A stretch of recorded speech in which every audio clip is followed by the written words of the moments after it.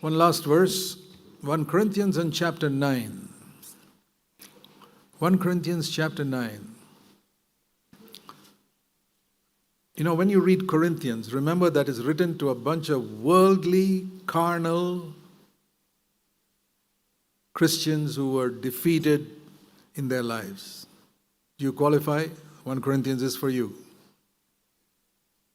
Worldly, carnal, defeated Christians. They are the Corinthians. And what does the Holy Spirit tell them? Is there a message for such people? Yes. The message is not get ready to go to hell. No. The message is get ready to get the first prize in heaven. Can you believe that? This is how the Holy Spirit speaks. 1 Corinthians 9:24. And for every worldly, carnal Christian sitting here, I would say to you, 1 Corinthians 9:24, don't you know that those who run in a race run, but only one gets a prize? You, carnal, defeated, worldly Christians, run from today in such a way that you can win that prize. Can the Corinthians win that prize? Yes. Otherwise, the Holy Spirit wouldn't even mention that. So, I've said this before that, you know, in a race, only one person wins a prize. But he's telling all these Corinthians to run to win the prize. In other words, in the Christian race, every one of us can win first prize. I'm not in competition with you to make you second. No. I'm in a competition to help you to come first as well. I want to help you to come first, and I want to come first too. We're going to be jointly first. All of you Corinthians, you're so worldly now, it doesn't matter. From now onwards, run in such a way that you may win the first prize. But if you want to win it, take an example from all the athletes who run in the Olympic Games.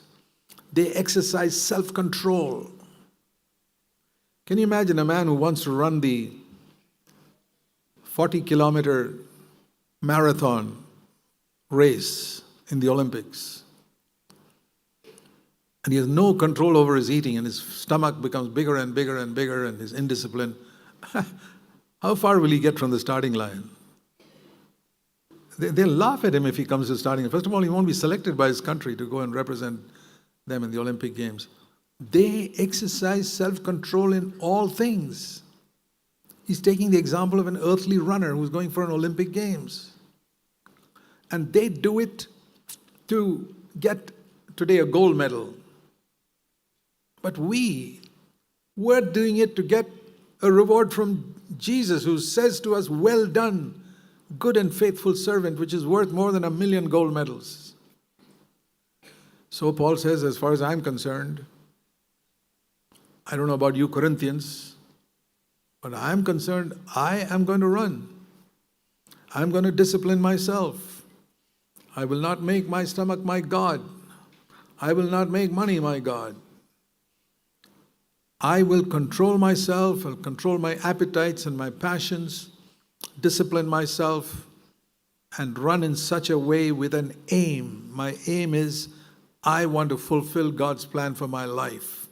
I want to do all that God wanted me to do on this earth before I leave. I want to be a witness to every person God wanted me to be a witness to on this earth.